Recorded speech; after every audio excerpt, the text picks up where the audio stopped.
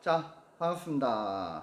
자, 지금 과학기술 지금 4강입니다. 4강. 열용량에 대한 제시문인데 뭐 나름 또 과학기술 제시문의 전형을 보여주는 막 괜찮은 글인 것 같아요. 까다롭습니다. 당연히. 자, 그래서 정신 똑띠 차리시고 저랑 같이 내용 들어가 보도록 할게요. 추운 겨울날 아침에 해가 떠서 날씨가 따뜻해지기 시작하면은 갑자기 뭐 어떤 개념에 대한 이야기를 바로 꺼내지 않고 있습니다. 어떤 개별적인 사례에 대한 이야기를 하고 있어요. 그지? 우리가 뭐 살면서 느끼는 개별적인 사례에 대한 이야기를 하면은 비문학 제시문에서는 그 사례에 대한 내용 자체가 목적이 맞다 아니다 아니라는 거지. 맨 처음에 어떤 사례에서 시작을 하면은 이 사례를 바로 뭐를 한다? 일반화하는 거야. 일반화. 그지? 일반화하면서 그것을 바탕으로 해가지고 필자가 이야기하고자 하는 개념을 꺼냅니다. 요런 절차로 이 문단 첫머리에서 내가 이야기하고자 하는 그런 개념, 키워드를 꺼내기 위해서 이런 글의 전개 과정을 흔하게 씁니다. 그래서 여러분들이 또 이런 패턴 또 이렇게 머릿속에 넣어두기 바랍니다. 보도록 할게요. 그래, 아스팔트는 이거 길 걷는 그 아스팔트 있잖아. 그지? 비슷한 온도의 연못물에 비해 더 빠르게 온도가 올라간다. 라는 말은 무슨 말이야? 아스팔트가 같은 연못과 아스팔트가 같은 태양 아래에 있는데 아스팔트가 더 빨리 뜨거워진다라는 말이죠. 뒤에 있는 연못, 옆에 있는 연못 물보다 아스팔트가 더욱더 빨리 온도가 올라간다. 같은 거리에 있음에도 불구하고 태양에서 볼 때, 그지? 왜 그럴까? 이것은 아스팔트와 연못물의 연령량이 다르기 때문이다. 그지? 그래서 이제 앞부분에 요까지가 사례였다면은, 자, 일반화해가지고 개념, 어떤 개념? 연용량이라고 하는 개념을 이렇게 도출해내고 있는 거죠. 그지? 그래서 연용량이 다르기 때문이다. 요까지 해가지고 우리는 뭐를 알 수가 있어요? 얘가 지금 연용량에 대한 이야기를 하기 위해서 아스팔트와 물의 온도 차이가 있는 이런 사례를 이야기하고 있구나 라고 여러분들이 파악을 해줘야 되는 거죠. 자, 보도록 할게요. 18세기만 해도 갑자기 엄청 과거로 이렇게 지나가버려. 그지? 18세기만 해도 사람들은 온도와 열량의 개념을 구분하지 못하고 사용하였다라는 말은 어떤 말이야? 온도가 다름 아닌 열량이었다라는 말이야. 그지? 그러니까 18세기 때만 해도 사람들은 온도와 열량의 개념을 같은 것으로 사용했다. 같은 것으로 알고 있었다. 라는 말은 이 18세기 사람들의 추측이 맞았다라는 말일까? 틀렸다라는 말일까? 틀렸다라는 말입니다. 무슨 말인지 알겠죠? 그지? 그래서 18세기 사람들이 이렇게 생각을 했는데 이러한 생각은 옳은 생각, 틀린 생각이었고 그것이 시간이 흐른 뒤에 이렇게 증명되었다라는 것도 비문학에서 흔하게 나타나는 그의 패턴입니다. 자, 보도록 할게요. 그래서 구분하지 않고 사용을 했다. 온도와 열량을 같은 개념으로 알고 있었는데 이것은 틀린 것이었다라는 거죠. 당시의 사람들, 당시는 언제? 18세기, 그지? 어떤 물체의 온도가 높다라는 것은 질량이 없는 입자들인 열소. 그러니까 열소라고 하는 것은 이 입자예요, 입자. 그지? 그러니까 얘네들은 열이라고 하는 거, 온도라고 하는 것을 무엇의 개념으로 받아들인 거야? 입자, 열이 있는 입자가 막 붙으면은 걔네들이 온도가 올라간다. 그지? 그 입자가 뭐야? 열소라고 봤던 거죠. 열소가 그 물질에 많이 함유되어 있음을 의미하며, 그지? 그러니까 그 열소가 그 물질에 많이 붙어 있으면은 온도는 올라간다. 자, 온도계 눈금에 표시되는 온도는 그 물체에 포함되는 열소의 양, 즉이라는 말은 앞에 문장을 한 번 더 되풀이해 주는 겁니다. 쉽게. 그지? 열량으로 간주하였다. 그러니까 이 열소의 양이 뭐다? 열량이다. 그렇기 때문에 온도와 열량은 같은 거지. 왜? 예를 들어서 뭐 한 35도의 온도가 있다라고 하는 것은 35도만큼의 입자가 그 물체에 붙어 있다라는 거죠. 그지? 그러니까 35도만큼의 입자가 다름 아닌 뭐야? 열소고, 그 열소가 열량이기 때문에 결국 온도와 열량은 같은 개념으로 18세기 사람들은 생각을 했다라는 거지. 이해되죠? 그지? 자, 간주하였다. 자, 역시 간주라는 말은 추정했다라는 말, 추정했다라는 말인데, 우리 비문학에서 뭐라고 간주하였다라는 표현이 사용되면은 그 간주한 내용이 주로 옳은 내용이야, 잘못된 내용이야? 잘못된 내용입니다. 무슨 말인지 알겠죠? 그지? 자, 보자. 연용량의 개념이 존재하지 않았던 시대. 그러니까, 자, 중요 개념 나왔죠. 그러니까, 자, 온도와 열량이라고 하는 것이 같다라고 18세기 사람들은 간주를 했는데, 이러한 간주, 추정은 잘못된 것이었다라고 하는 내용을 깔고 있어요. 왜? 연용량이라고 하는 개념이 요때는 나왔다 안 나왔다? 18세기 때는 나오지 않았기 때문에 사람들은 열량의 개념을 온도, 열이 있는 입자인 열소와 같은 개념으로 이렇게 묶어서 생각을 했다라는 겁니다. 자, 한 판 올리자.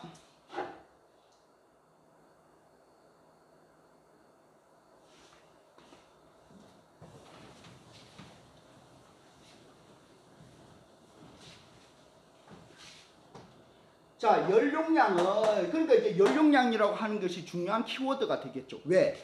온도와 열량이 같다라고 생각을 했던 18세기 사람들의 어떤 생각을 바꾸어주는 그런 핵심적인 개념에 해당하는 것이 연용량이기 때문에, 연용량의 개념이 존재하지 않았던 시대 18세기 열소론 아까 이야기했던 열이 있는 입자를 열소라고 했죠. 그지?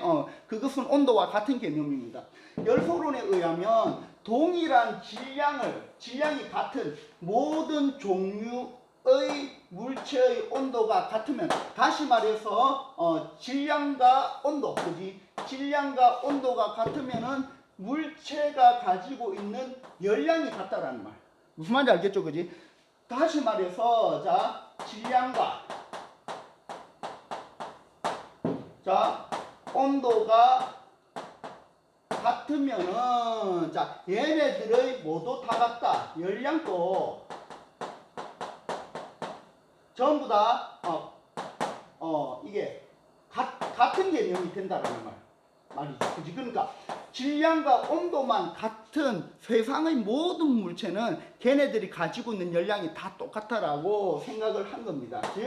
즉 동일 질량의, 그지? 자, 질량, 자, 그 다음에 온도, 같은 물체의 연용량, 그 연용량이 다름 아닌 열량이 되겠죠. 그지?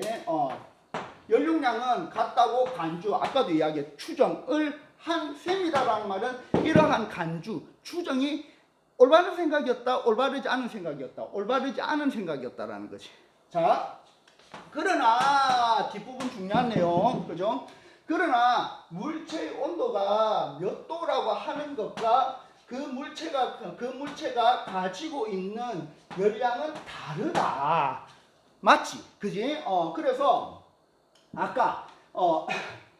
아까 이 열량과 온도를 같다라고 생각을 사람들이 그렇게 추정을 했는데, 이것은 맞는 것이다, 틀린 것이다 라고 이렇게 그러나 다음에 바로 이야기하고 있잖아. 그지? 그래서 그 물체가 가지고 있는 온도가 몇 도라고 하는 것과 열량은 서로 다른 개념이다라는 거예요. 무슨 말인지 알겠죠? 그지?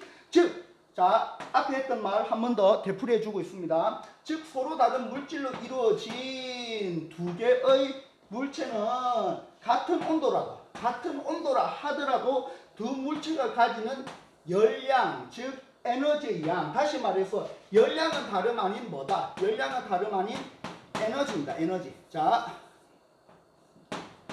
에너지의 양은 서로 다르다. 자, 그래서 자, 종합을 해보면은 18세기 자 사람들은 열량과 온도는 같다. 그지? 열량과 온도는 같은 개념이기 때문에 같은 질량의 같은 온도에 있는 모든 물체의 열량은 같다라고 하지만 이러한 생각은 틀린 생각이었다라는 겁니다. 무슨 말인지 알겠죠? 그지? 그래서 같은 온도에 있는 물체라 하더라도, 그지? 같은 온도에 있는 물체라 하더라도 얘네들의 열량은 다를 수 있다는 겁니다. 왜냐하면은 두 물체의 연용량이 다르기 때문이다. 그러면은 이 열량이라고 하는 것은 이야기한 이 연용량이라고 하는 개념과 아주 밀접한 그런 관계에 있다라는 말이죠. 무슨 말인지 알겠죠? 그래서 이 연용량은 자 열량과 아주 밀접한 관계에 있는데 18세기에 있는 사람들은 이 연용량이라고 하는 개념을 알았다 몰랐다? 몰랐다. 개념이 존재하지 않았다라고 이야기하고 있잖아. 연용량이라고 하는 개념을 몰랐기 때문에 온도와 열량은 같다라고 생각을 하는 오류를 범하고 있었는데 연용량이라고 하는 개념이 나온 그 다음부터는 온도와 열량은 엄연히 다른 개념이다라고 하는 것을 파악하게 된다라는 거지. 자, 한 판 올리자.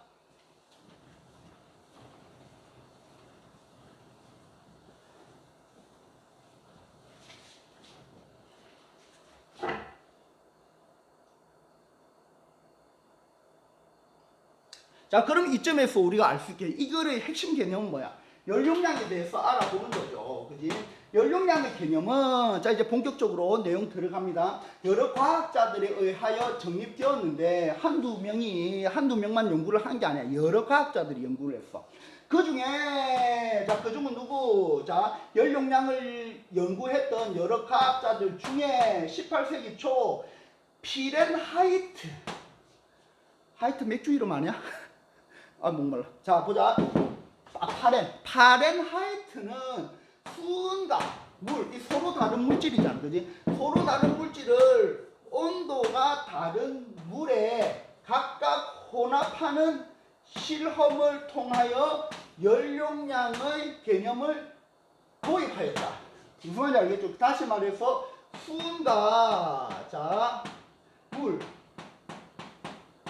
이렇게 있어, 그지?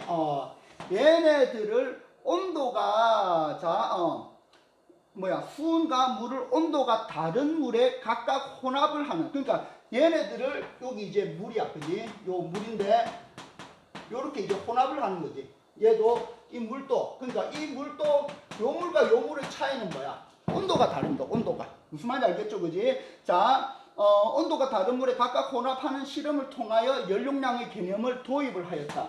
그는 질량과 온도가 동일한 뜨거운 수은과 뜨거운 물, 그러니까 요 수은과 물은 온도가 똑같아요. 그지? 수은과 뜨거운 물을 각각 이 물은 차가운 물. 이제 혼합의 대상이 되는 요 물은 차가운 물. 따라오고 있지? 따라와 줘야 됩니다. 겁이 나. 나도 지금 정신없이 달리다 보니까 혹시 여러분들이 따라오지 못할까 걱정이 되는데, 이해되지 못하는 부분이 있으면은 카톡, 그지? 쌤한테 카톡 보내든지 전화를 해도 되고, 풀 서비스 해줄게. 그렇게 하고, 또 반복해서 듣고, 그지? 그렇게 어떻게든 여러분 따라와야 되는가? 자, 뜨거운 물을 각각 차가운 물에 넣었을 때, 뜨거운 물을 각각 차가운 물에 넣었을 때 뜨거운 물을 넣은 경우가 뜨거운 수를 넣은 경우보다 온도가 더 올라갔다. 그러니까 자 봐봐, 원래의 18세기 개념이라고 한다면은 수은과 물을 이렇게 요 차가운 물에 넣었을 때 이 둘의 온도가 같다면은 열량도 같기 때문에 이렇게 넣었을 때 온도가 똑같이 올라가야 된단 말이야. 그런데 자 파렌하이트가 실험을 해봤어. 차가운 물에다가, 요 차가운 물이야, 그지? 요 차가운 물에다가 수은과 물의 온도가 뜨거웠는데 온도는 똑같았단 말이야. 똑같았는데 똑같이 넣었을 때 섞인 용액의 온도는 서로 달랐다라는 거야. 물을 섞었을 때 온도가 더욱더 올라갔다. 왜? 물의 연용량이 수은의 연용량보다 더욱더 높았기 때문이겠죠. 무슨 말인지 알겠지, 그지? 자, 한 판 올리고 주자.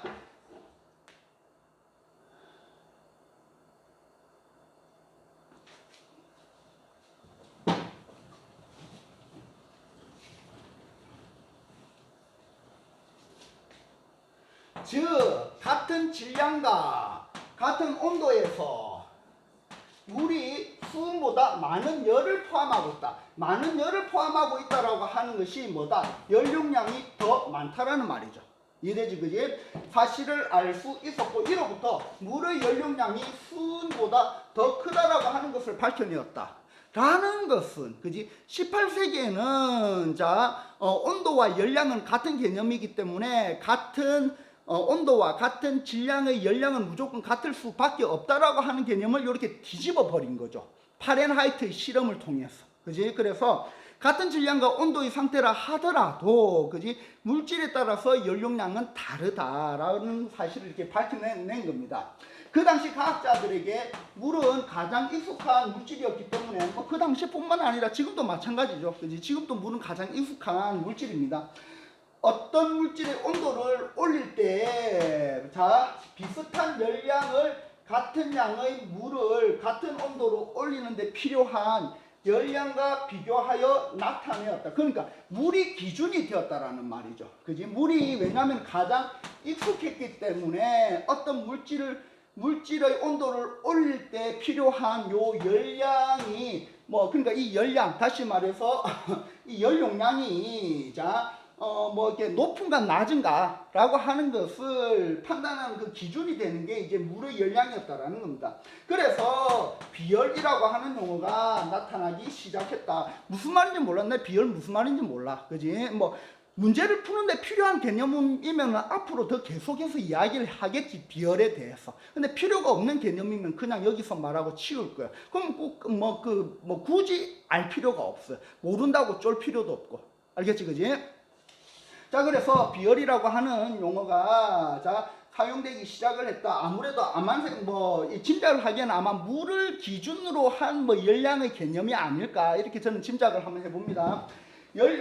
연료량이라고 하는 단어는 18세기 중엽 블랙에 의해서, 이 새끼 이름이 블랙이야. 아마 인종차별적인 발언을 하면 안 됩니다. 죄송합니다.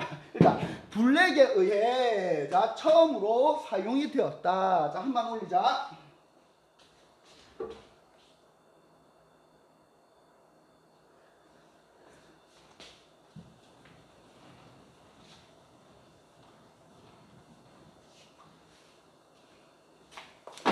왜 이리 덥지?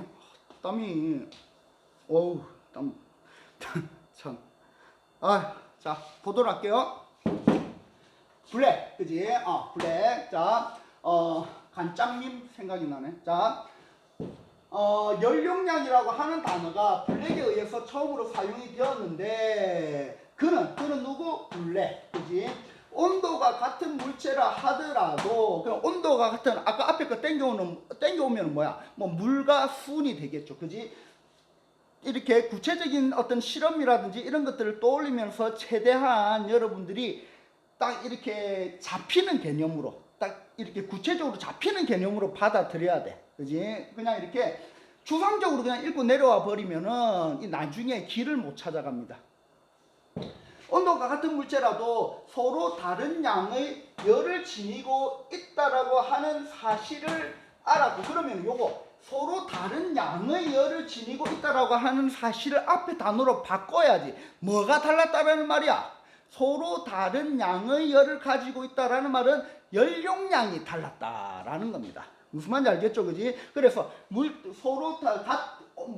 온도가 같다 하더라도 연료량은 물체에 따라서 다를 수 있다라고 하는 것을 한 번 더 이야기하는 거죠, 그지? 그래서 온도와 열량을 구분하여 사용하기 시작했다. 이 전의 견해는 뭐였어? 온도와 질량이 같으면 무조건 열량이 같죠, 그지?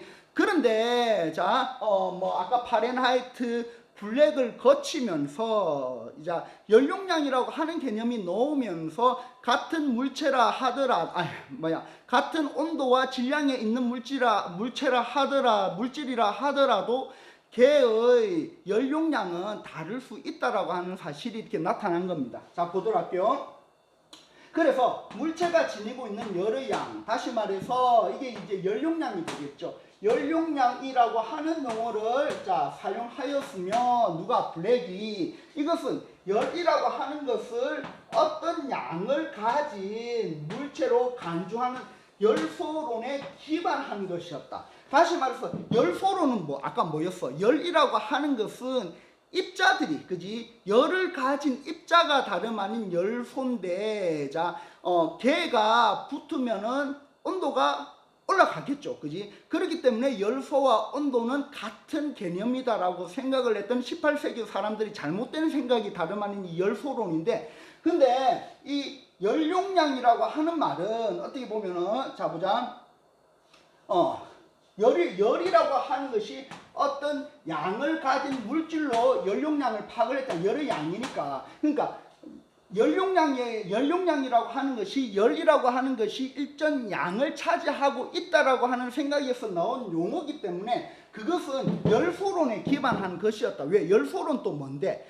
그러니까 이제 열을 가지고 있는 입자인 열소의 양에 의해서 그게 이제 열량이라고 하는 거니까 이런 것에 기반한 내용이 열소론이었는데 자 열소론이었는데 그것에 기반해서 열용량이라고 하는 말이 나왔다라고 하는 겁니다.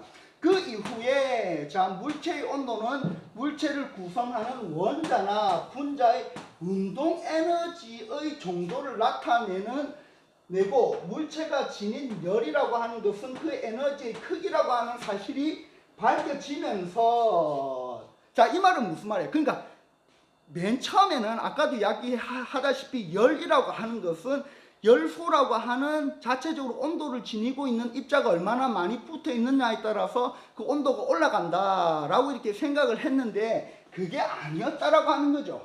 자, 물체의 온도는 그지 물체를 구성하는 원자나 분자의 운동 에너지. 그러니까 예를 들면은 보자.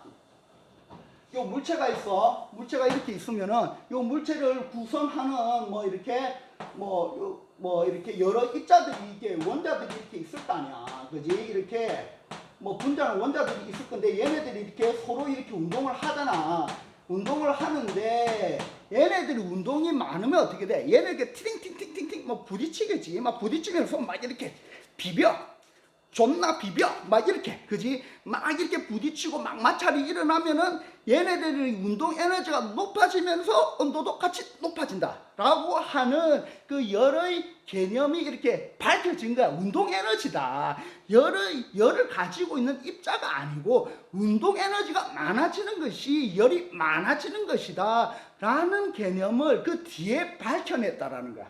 무슨 말인지 알겠죠? 그지? 그래서 그 에너지의 크기라고 하는 사실이 밝혀지면서 열소론에 근거하여 열의 양을 의미하는 열용량이라고 하는 용어는 문제가 있다. 그지? 왜냐하면은 그러니까 예당초 열을 지닌 입자는 있었던 거야, 없었던 거야? 없었던 건데 그 입자의 개념을 끌어와 가지고 열의 양, 그러니까 열의 양이라고 하는 것도 그러니까 열이 있는 분자의 양이라고 하는 것도 있을 수 없는 거죠. 열소가 없으니까 그 열소의 양이라고 하는 개념도 사실은 잘못된 개념이라는 거예요. 그런데 열용량이라고 하는 것은 열의 양이라고 하는 뜻이니까 그 개념이라 그 용어 자체는 문제가 있다라는 거죠. 이런 내용입니다. 쭉 한번 올려볼게요.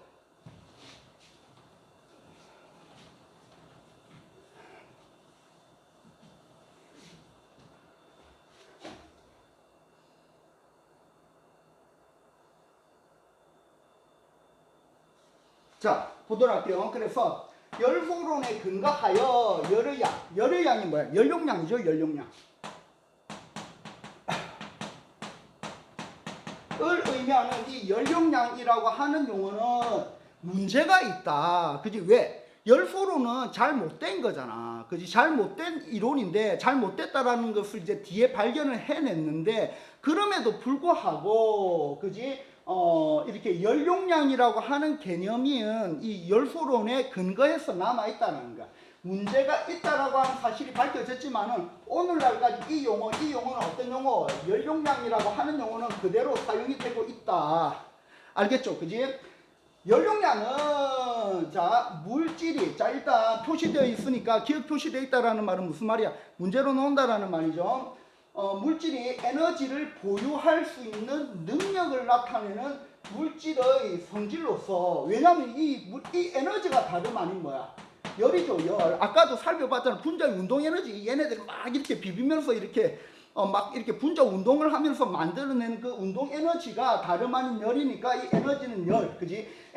그러니까 에너지를 보유한다라는 말은 결국 열을 보유할 수 있는 능력이라는 말이에요. 그러니까 열을 보유할 수 있는 능력이 물질마다 다른 거야, 그지? 철의 연용량이 다르고 물의 연용량이 다르고 수온의 연용량이 다르다라는 말은 이 물질들이 각각 열을 보유할 수 있는 능력이 다르다라고 하는 겁니다. 무슨 말인지 알겠죠? 어떤 물질은 열을 존나 많이 이렇게 보유를 할 수 있고 어떤 새끼는 열 거지야 보유를 할 수가 없어, 그지? 요런 물질도 있을 수 있고 뭐 그런 거죠. 그 연용량은 물질에 따라서 다른 겁니다. 자, 그래서 물질의 성질로서 어떤 물질 1몰의 연용량은 아마 다 물질을 뭐 양이라든지 이런 걸 드러내는 단위인 것 같습니다. 그지? 자, 1몰의 연용량은 물질마다 그 값이 다르다. 자, 한번 올리자.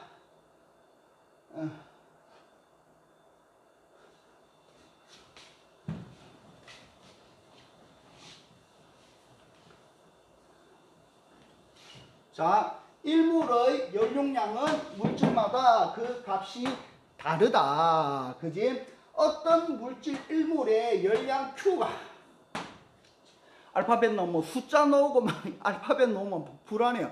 아, 이 새끼들 또 어떤 내용 구성을 통해서 또 어떤 내용을 통해서 내를 더욱더 어렵게 만들지 불안합니다. 하지만 우리는 겁내지 않습니다. 당당하게 밑으로 내려갑시다. 자, 열량 Q가 전달이 되어 물질의 온도 변화, 나는 얘가 뭔지도 몰라. 이거 뭐야? 이거 뭐야? 난 그냥 세모티라고 할게. 그럼 내가 뭐 예습을 할 수도 있어요. 뭐 이게 도대체 뭐 어떤 기호인지 뭐 델타인가 뭐 몰라, 그지? 근데 내가 무식한 상태에서 여러분하고 똑같은 조건에서 글을 읽는 게 오히려 여러분한테 도움이 될 거라고 생각을 해요. 같은 조건이니까. 내가 뭐 네이버에 이거 도대체 얘는 어떤 성질을 연용량이 뭔지 내가 한번 이렇게 알아보고 이렇게 내용 들어가면은 여러분과 같은 조건에서 글을 읽는 게 아니잖아, 그지? 그러니까 무식하게 나도 읽어 내려가면서 답을 맞춰 볼게. 알겠지? 뭐 문제는 내가 먼저 풀고 왔어, 사실. 자, 보자. 그래서 온도 변화 T가 세모 T가 발생을 했을 때 그 물질의 연용량은 Q를 세모 T로 나눈 값으로 정의가 된다. 그럼 여러분들이 공식 나왔잖아. 지금 공식, 그지? 다시 말해서 자, 연용량은 일단 뭐다? Q가 뭔데? 열량.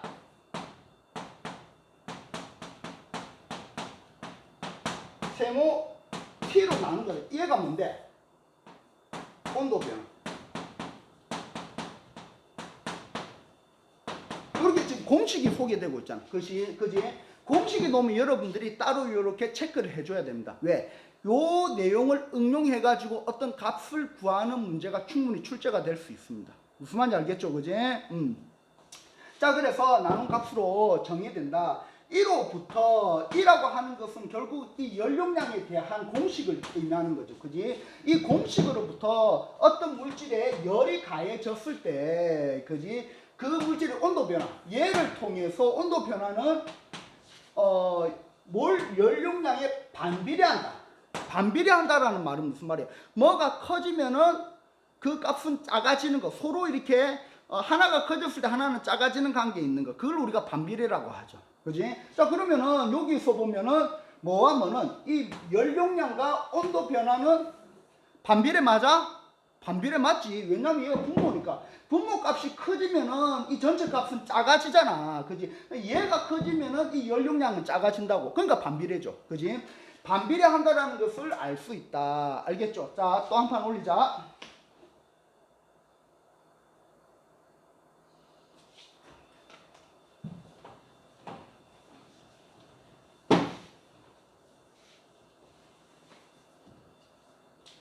자, 물질에 열이 전달되는 과정은 자, 등적 과정과 이제 또 어려운 코스로 들어가기 시작하는 것 같아. 딱 감이 오나? 일단 딱 뭐 나열되고, 그지?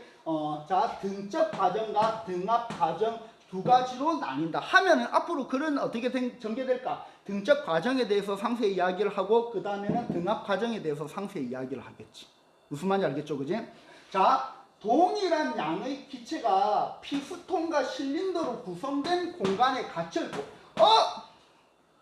난 피스톤이 뭐고 실린더가 뭔지 몰라. 그러면은 일반적으로 친절한 출제자 같은 경우는 그림을 문제에 심어 놓겠지. 그러면 문제를 한번 볼까? 처음부터 끝까지 보면은 그림이 있어 없어? 그림이 없지.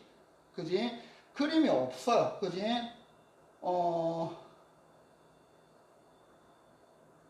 자, 그림이 없다고.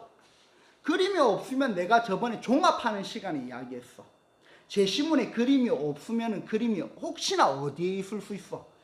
문제에 있을 수 있습니다. 문제. 그럼 문제 한번 볼까? 자, 문제 보면은 피스톤 실린더. 난 뭔지 모르겠어. 그지? 뭔지 모르기 때문에 뭔지 모르는 상태에서 요 밑으로 이렇게 글을 내려가는 건 상당히 어려운 과정입니다. 그렇기 때문에 일반적으로 비문학에서는 이 정도면 그림을 투척을 해줘요. 자, 그러면 한번 일단 문제, 우리 제시문에는 없었어. 문제 한번 볼까? 문제 보면은 1번 없네, 2번 꺼져, 3번 없네, 4번 보니까 뭐야? 4번 보니까 뭐야? 피스톤 있죠, 피스톤. 그지? 그러면 이렇게, 여기 이제 그림이 이렇게 있단 말이야. 그림이 이렇게 있으면은 여러분들은 어떻게 돼? 요 그림을 보면서 문제를 이게 지금 잘 보이지? 그지? 요 그림을 보면서 여러분들은 제시문을 읽어줘요. 3번에 그러니까 지금 문제 3번인데 문제 3번의 그림을 보면서 제시문을 같이 이렇게 읽어주면은 요 문제도 풀기 쉽고 제시문도 빨리 잘 이해를 할 수가 있는 겁니다. 그러면 지금부터는 요 그림을 갖다 놓고 나는 책을 보고 내용을 파악을 해 가도록 할게. 자, 지금 등압 운동과 등적 운동에 대한 이야기를 하는 부분입니다. 그죠? 자, 보자. 자, 책을 가지고 왔습니다. 덥다. 숨차고 왜 이렇지? 자, 자, 보자. 어디 있어? 있죠. 자, 열소로는 요 있네. 그지? 자, 우리가 지금 167페이지. 자, 밑에서 하나, 둘, 셋, 넷, 다섯, 여섯, 일곱째 줄. 그지? 여섯째 줄. 167페이지 여섯째 줄입니다. 여섯째 줄부터 자, 내용 한번 들어가 보도록 할게요. 자, 물질의 열이 전달되는 과정은 등적 과정과 등압 과정 두 가지로 나누어진다. 자, 요거 우리 방금 아까 읽었던 내용입니다. 동일한 양의 기체가 피스톤과 실린더로 구성된 공간에 갇혀 있고, 자, 동일한 양, 그러니까 요게 지금 이 동일한 양의 산소 기체, 동일한 양의 기체지, 그지? 동일한 양의 기체가 요게 이제 요 피스톤, 그지? 실린더는 이게 아마 실린더 같아, 그지? 요게 실린더, 그지? 그래서 피스톤과 요게 피스톤 실린더인데. 피스톤과 실린더로 구성된 공간에 갇혀 있고 외부로부터 열을 가하는 열이 막 가해지고 있어. 막 이렇게 막 가스레인지에 팔팔 끓이고 있단 말이야. 무슨 말인지 알겠죠, 그지? 자, 두 가지 경우를 생각을 해보자. 자, 하나는 피스톤을 고정시켜. 그러니까 뭐야? 이제 고정 나사. 자, 지금 고정돼 있어. 요게 피스톤인데 얘가 지금 고정되어 있단 말이야. 고정되어 있으면 지금 요게 움직여 안 움직일까? 안 움직여. 무슨 말인지 알겠죠, 그지? 그래서 자, 하나는 피스톤을 고정시켜서 기체의 부피를 일정하게 유지하는. 부피는 왜냐하면 이게 고정이 되니까 이게 움직이면은 부피도 변할 건데 이게 움직이지 않고 고정이 되어 있으니까 이 부피는 그대로 유지가 되겠죠. 이게 뭐다? 등적 과정이다. 그러면은 자, 요게 용기 A 요게 뭐야? 밑에 여러분 적어놔요. 이게 뭐야? 등적 과정.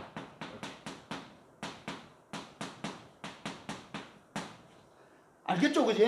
자, 그 다음에 다른 하나는 피스톤, 얘는 봐, 하살표 있잖아. 하살표 있다라고 하는 말은 어떤 말이야? 피스톤이 움직인다라는 말. 아까 이 열을 가해주고, 그럼 열을 가해주고 있으면 산소 기체 요 안에 있는 원소가 탱탱탱탱탱 하면서 어떻게 돼? 압력이 팽창될 거 아니야. 팽창되면은 얘가 이게 움직인다라는 말이야. 피스톤이. 알겠죠, 그지? 자, 보자. 피스톤이 자유롭게 움직여가지고 기체의 압력을 일정하게 유지하는 등압 과정이다. 자, 그러니까 요거는 뭐야? 용기 B는 등압 과정이고,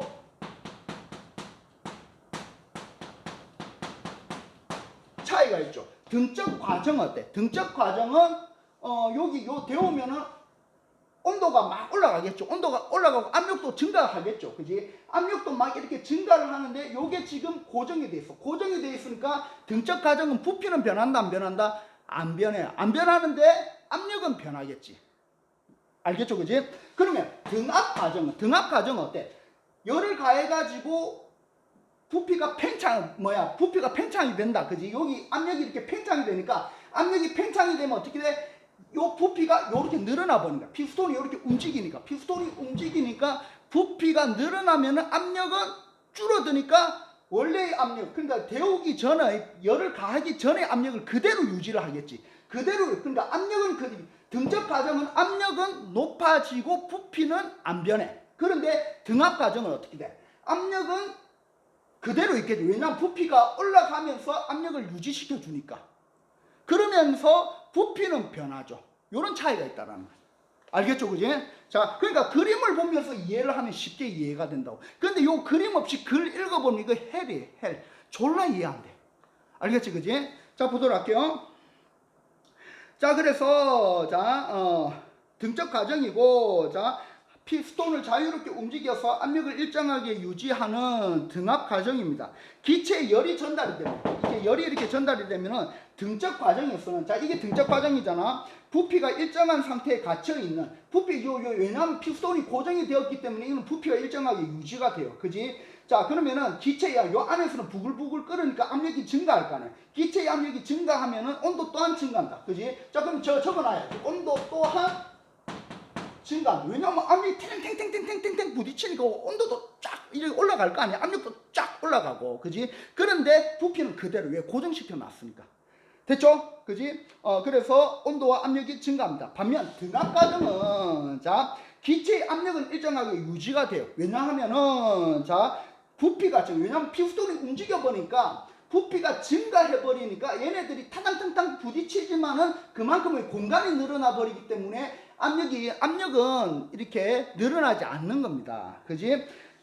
압력은 일정하게 유지되지만 그 부피는 증가. 왜냐면 이 피스톤이 이렇게 움직여 버리기 때문에 부피는 증가하죠. 자, 그러면 옆에 적어놔야지. 부피 증가. 자, 요거는 압력 증가. 이렇게. 무슨 말인지 알겠죠? 그지? 요렇게 여러분들이 문제 옆에 이렇게 적어져 버리면은 요 문제 쉽게 맞출 수 있는 거야. 자, 보도록 할게. 그러면, 이렇게, 뭐가 올라간다라고 했지? 온도가 올라가게 된다. 요것도 이제 온도가 올라가죠. 일단 왜? 열을 가하니까 온도는 다 올라갑니다. 이때 등적 과정이 등압 과정보다 온도가 더 높이 올라간다. 등적 과정이 등압 과정보다 온도가 더 높게 올라. 짐작은 가요. 그지? 왜냐면 얘는 지금 압력이 완전히 압력밥솥이잖아. 압력밥솥. 왜냐면 이게 안 움직이니까 열이 막 꽉 가야 되는 압력이 막 꽉 이렇게 뭉쳐 있을 거 아니야. 열도 꽉 이렇게 막 꽉 올라가고 열이 해소가 안 될 거 아니야. 그런데 요거는 이제 부피가 이렇게 올라가 버리면은 압력이 어느 정도 조절이 되고, 그지? 조절이 되면은 이 얘네들이 운동 에너지에 의해서 생성되는 게 열이기 때문에 이렇게 운동 에너지도 어느 정도 이렇게 조절이 될 거 아니야. 그러니까 온도가 상승하기는 하지만은 등적 과정에 이렇게 열이 온도가 훨씬 더 높게 올라간다라는 거야. 알겠죠? 그지? 따라서 두 경우에는 몰 연료량은 서로 다르게 정의가 되면 어떻게? 등적 과정과 등압 과정의 연료량은 서로 다르다라고 하는 거죠. 왜? 이 부피가 아마 다르기 때문에. 그지? 부피가 다르고 온도가 올라가는 정도가 다르고 압력도 다르기 때문입니다. 알겠죠? 그지? 서로 다르게 정의가 되면 각각을 그러니까 등적 과정에서 만들어지는 연료량은 등적 연료량. 그지? 그 다음에 등압 과정에서 만들어지는 연료량은 등압 연료량이라고 지칭을 한다. 그 여러분들은 등적 연료량, 등압 연료량에 동그라미 쳐야 되겠죠. 자, 그래서 이 부분 우리가 등적 과정에서 나타나는 등적 연료량의 특징, 등압 과정에서 나타나는 등압 연료량의 특징을 우리가 한번 살펴봤어요.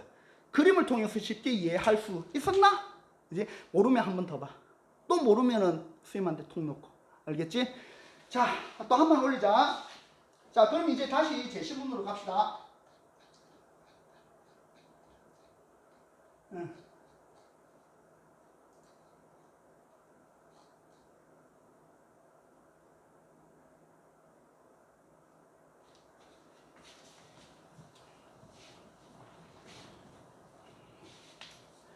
자, 이제 거의 다 왔습니다. 거의 이제 마지막 단락인데, 자, 보자. 어떤 개에서, 개는 뭐야? 시스템. 영어가 이해하기 더 쉬워. 어떤 시스템에서, 어떤 체계에서, 그지? 내부 에너지라, 자, 뭐야? 지금 무언가 내부 에너지라고 하는 개념을 정의를 내리고 내부 에너지라고 하는 개념에 대해서 이야기를 하고 있지. 그럼 이거 핵심은 맞다 아니다? 맞은 겁니다. 그지? 그래서 앞부분에는 자, 연료량 또 두 가지로 나눠서 등적 연료량, 등압 연료량에 대해서 이야기를 했다면은 이제는 자, 시스템의 내부 에너지에 대해서 또 이야기를 하고 있어요. 그지? 내부 에너지란 분자의 운동 에너지와 그 분자의 운동 에너지가 어떤 열을 만들어내는 겁니다. 그지? 분자의 운동 에너지와 열거되고 있어. 열거. 그지? 분자의 운동 에너지와 화학 결합에 의한 에너지뿐만 아니라 역시 뭐야? 이거 엔드잖아, 엔드. 그지? 그래서 운동 에너지 동그라미 1 화학 결합에 의한 에너지뿐만 아니라 자, 동그라미 3번 분자 간, 그지? 상호작용에 의한 잠재 에너지 등의 모든 에너지 총합을 의미한다. 무슨 말인지 알겠죠? 그지? 그래서 자, 여기서 말하고 있는 것이 내부 에너지라고 하는 개념인데, 내부 에너지는 뭐야? 자, 운동 에너지. 나 앞서 첫 장만 이야기할게. 운동 에너지 플러스 그 다음에 뭐야? 화학 결합 플러스 그지?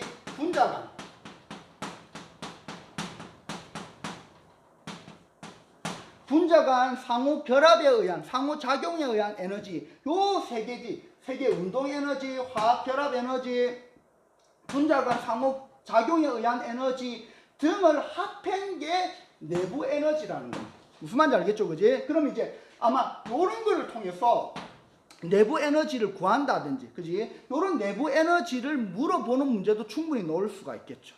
그지? 그래서 일단 그러니까 내부 에너지 하면 여러분 무조건 마지막 단락으로 달려가게끔 이렇게 인지를 해두라는 겁니다. 자, 그래서 내부 에너지의 절대적인 값은 알 수가 없어요. 그지? 그러니까 내부 에너지의 값은 알 수가 없다네. 왜요? 할 필요 있어 없어? 없어. 그럼 필자가 알 수 없다 이러면 알 수 없는 거야. 알겠죠? 그지? 그래서 내부 에너지의 절대적인 값은 알 수가 없고, 자, 한 번 올리자. 밑에 보여? 밑에 보이니까 우리가 관심을 갖는 것은 내부 에너지의 변화량이다. 그러니까 요 그래프는 초점을 어디에 둔다라는 거야? 내부 에너지의 값은 알 수 있다 없다? 없는데 내부 에너지의 변화량에 우리는 주의를 기울여야 된다. 필자가 그렇게 이야기하는 거 우리 따라가야지 뭐. 그지? 그럼 변화량을 어떻게 알 수 있냐면은 내부 에너지의 변화량은 온도 변화와, 이것도 이제 나열되고 있네. 자, 동그라미 1 온도 변화와 몰 열량의 값을, 자, 연료량의 값을 이용을 해서 쉽게 구할 수 있다. 이해되죠?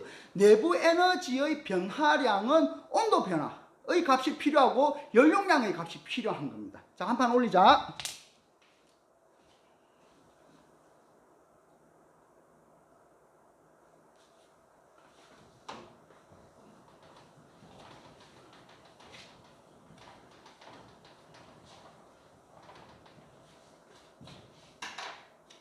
자, 등적 과정의 경우, 그지? 아까 앞에, 등적 과정은 아까 앞에 단락에서 나왔던 게, 등적 과정이 뭐였는데? 부피 일정, 왜 피스톤이 고정되어 있기 때문에, 그지? 부피가 일정한데 압력 증가, 온도 증가, 그지? 요런 개념이었어, 그지? 그래서, 자, 등적 과정의 경우에는 열이 전달되면서 전달된 열에 상응하는 내부 에너지가 증가, 그러니까 열이 전달되면서 이게 고정된 이 실린더 아니야. 거기에서 자, 내부 에너지가 점차 증가. 왜냐하면 점점 뜨거워지니까 내부 에너지는 점점 증가하는 그런 온도 변화가 나타나겠죠. 그지? 나타나는 것이므로 등적 연료량은 내부 에너지 변화를 온도 변화로 나눈 값을 의미한다. 자, 공식 나왔죠. 그지? 이렇게 과학기술 제시문 이렇게 공식이 자주 나타납니다. 공식은, 자, 여기 저가, 여기 이제 등적 연료량의 공식은 뭐야? 내부 에너지의 변화. 적혀지나? 적어보자. 내부 에너지 변화를 뭘로 나눈 거? 온도 변화. 바로 나눈 값이 등적 내적 연료량의 값입니다. 무슨 말인지 알겠죠? 요거 계산하는 문제 충분히 넣을 수 있습니다. 뭐 결론적으로 지금 우리 수능 특강 문제에서는 안 나왔어요. 근데 이게 수능 완성이라든지 아니면 6월 모평에서 만약에 활용이 된다면은 요런 값 구하는 거 충분히 넣을 수가 있습니다. 무슨 말인지 알겠죠? 그지? 그렇기 때문에 여러분들이 잘 읽어둬야 돼. 내가 중간고사에 확 내버릴까? 난이도 완전 헬일 건데. 자, 무서워? 자, 보자. 나눈값을 의미합니다. 반면에 등합 과정에서는, 자, 등합 과정에서의 이제 내부 에너지 변화량을 구하는 공식에 대해서도 이야기하고 있는데, 등합 과정에서는 들어온 열 에너지에 의해서 내부 에너지가 증가하지만, 이것도 똑같이 등적 과정에서의 경우처럼 등합 과정은 아까 뭐였어? 이게 피스톤이 이렇게 움직였지. 움직이면서 부피가 변했어. 부피가 변하지만 압력은 그대로 유지가 되는 거였죠. 온도는 이렇게 올라가지만은 등적 과정보다는 온도가 낮았습니다. 그지? 자, 그래서 내부 에너지가 증가하지만은 기체가 팽창하면서 용기의 부피도, 그지? 아까 우리 그림을 통해서 봤잖아. 늘어나게 되는데, 이러한 과정은 어떤 과정? 등합 과정. 땡겨와야지. 그지? 에서 사용되는 에너지를 팽창일이라고 한다. 개념 또 나왔어. 아, 제발 이제 개념 그만해. 자, 보자. 팽창일은 뭔데? 그럼 등합 과정에서 부피가 이렇게 아까 실린더가 이렇게 쭉 올라갔잖아. 그지? 실린더가 쭉 올라갈 때 사용되는 에너지가 팽창일인데, 이러한 경우는 결국 뭐야? 부피가 늘어나는 경우가 되겠죠. 위에 거 땡겨오는데, 부피가 늘어나는 경우에는 내부 에너지와 팽창일은 부피가 늘어나는 과정에서 사용되는 에너지, 팽창일의 두 에너지의 합을 엔탈피. 또 욕 나온다, 그지? 나도 욕 나오는데 너희들은 어떨까? 그지? 또 다른 개념. 엔탈피는 뭐야? 이 두 개를 합친 거야. 팽창일 플러스, 자, 내부 에너지, 그지? 팽창일 플러스 엔탈피. 요 적어놓 잘. 까먹을라. 자, 요 보여? 엔탈피는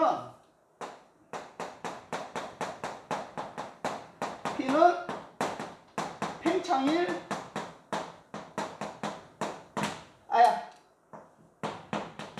플러스 내부 에너지. 무슨 말인지 알겠죠? 그지? 자, 그래서 내부 에너지와 팽창일의 두 에너지의 합을 엔탈피라고 한다. 따라서 등합 과정에서 연료량의 의미는, 자, 이제 이야기야. 그러니까 아까 등적 과정에서 연료량의 공식이 요거였어. 그지? 자, 그러면은 이제 등합 과정에서 연료량의 공식은 어떻게 나오는 것일까? 자, 요 부분에서 적어볼까? 연료량의 공식은, 자,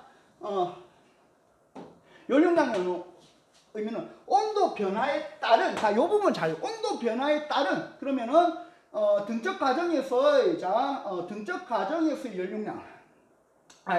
등합 과정에서의 연료량은, 자, 온도 변화에 따른, 그지? 온도 변화에 따른이라니까, 자, 분모에 온도 변화가 와야 되겠지.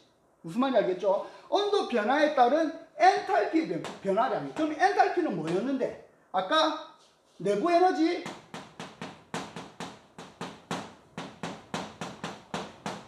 플러스 팽창일.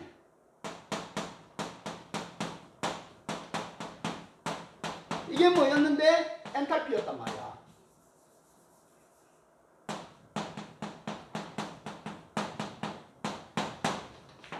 요렇게. 그지? 그러니까 내부 에너지에다가 팽창일을 더해가지고 그것을 온도 변화로 나눈 게 결국 뭐다? 등합 과정에서의 어디 있어? 등합 과정에서의 연료량이다.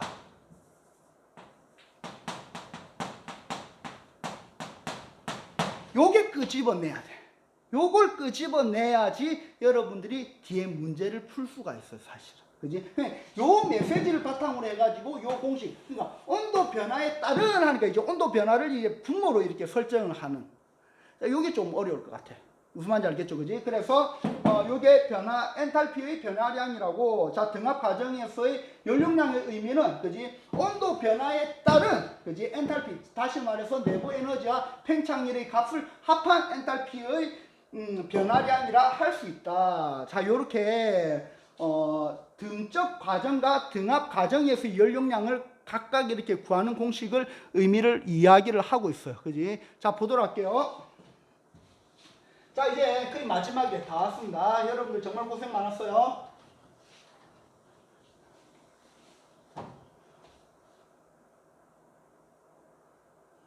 아, 다 왔네, 다 왔네.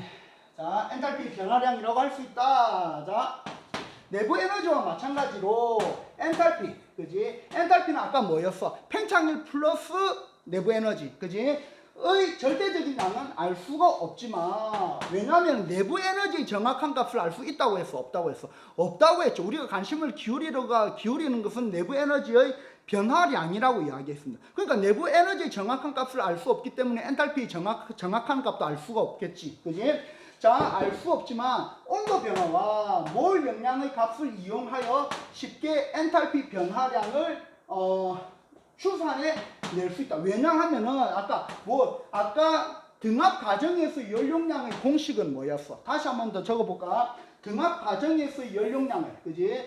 등압 과정에서의 아까 치우지 말 거야. 등압 과정에서의 연료량은 값은 뭐였다? 온도 변화에 따르니까 온도 변화 분의 엔탈피 변화. 엔탈피 변화는 뭐였어? 내적 에너지 플러스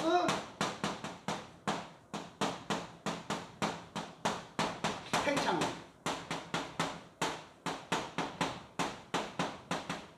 이었단 말이야. 그치? 그러니까, 자, 엔탈피 변화량. 그러니까 요 값이, 엔탈피 변화량은 이제 요거죠. 요걸 이제 X로 설정을 하면은, 엔탈피의 변화량을,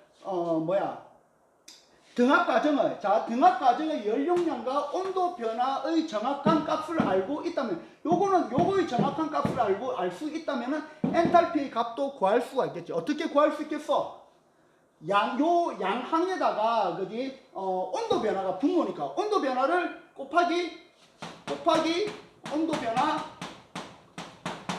곱하기 온도 변화, 온변이라고 하자. 이렇게 해버리면, 요게 이렇게, 되면서, 그러면 이제, 연료량에다가 온도 변화를 곱해버리면은 엔탈피의 값이 이렇게 나오게 되는 거죠. 알겠지, 그지? 자, 그래서, 변화량을 이렇게 추산해 낼 수 있다라고 하는 겁니다. 연료량의 개념은 과학에서 매우 중요한 비중을 차지한다. 의에 대해서 이야기를 하고 있어요.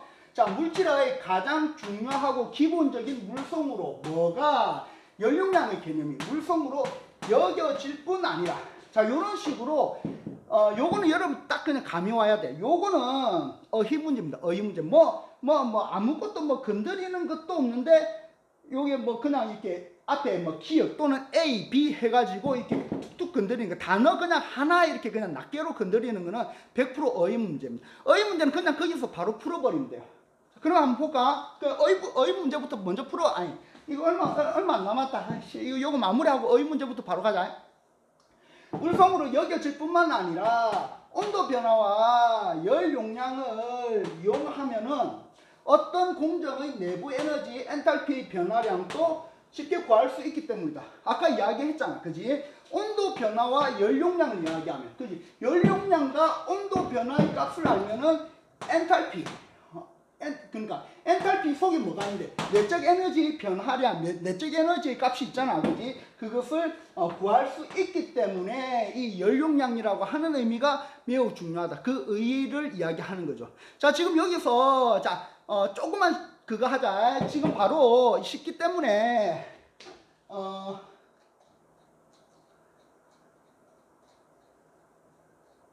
자, 문제 5번 바로 풀어버리자.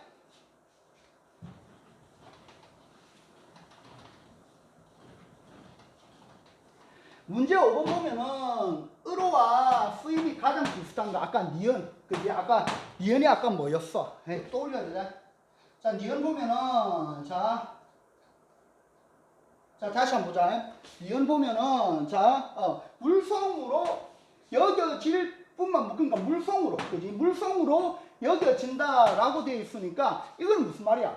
물성으로 여긴다라고 하는 것은 물성으로 파악을 한다. 또는 물성으로 인지한다라는 거지. 그럼 여기에서 의로라는 말은 요렇게 내가 알겠다, 요렇게 파악하겠다, 요렇게 여기겠다, 요런 의미의 의로예요. 그지? 그러면은 자 바로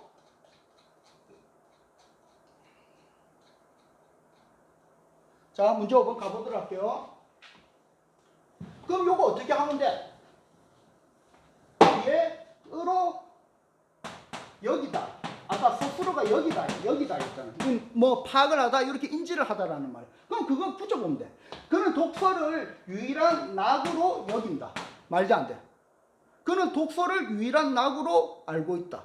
독서를 유일한 낙으로 파악을 한다. 독서를 유일한 낙으로 여긴다. 말 되잖아. 강력한 정답 후보. 그지? 옛날의 신발은 지프로 만들었어. 그러면 지프로 여겼어. 말도 안 돼. 말 안 되지. 그지? 이거는 지프로 만들었다라는 건 지피 재료라는 말이지 어떻게 파악을 한다라는 그런 개념이 아니잖아. 틀렸어. 지난 여름 방학 때 두통으로 고통스럽다. 자, 두통으로 지난 여름 방학 때 두통으로 여겼다. 말도 안 돼. 안 되잖아. 그지? 두통으로 파악을 했다. 말 안 되잖아. 그지? 그러니까 뭐 틀린 거죠. 그러니까 두통으로 고통스러웠다라는 말은 고통의 원인이 두통이었다라고 하는 거니까. 그지? 원인의 의미인 뭐 의로해. 필기시험을 보는 것이 2번으로 세 번째가 되었다. 자, 2번으로 여겼다. 필기시험을 보는 것이 2번으로 여겼다. 말도 안 돼. 안 되지. 그지? 요때 의로는 역시 뭐 파악을 하다 인지의 의미가 아니죠. 그지? 요때의 의로는 뭐 어떤 차례? 요 정도 의미로 받아들이면 될 것 같아. 감독은 선수들을 새로 건설한 축구장으로 모이겠다. 감독은 선수들을 새로 건설한 축구장으로 여겼다. 말도 안 돼. 말 안 되죠. 그지? 이건 이제 장소, 목적지가 되겠죠. 으로와 하는 거니까. 그래서 5번에는 답이 1번입니다. 자, 요렇게 해가지고 이제 하나 마치고, 자, 이제 문제풀이, 그지? 문제풀이. 여기 이제 5번 문제니까 1번부터 4번까지 문제풀이 하도록 하겠습니다. 딱 길었다. 그지? 수고 대단히 많았습니다.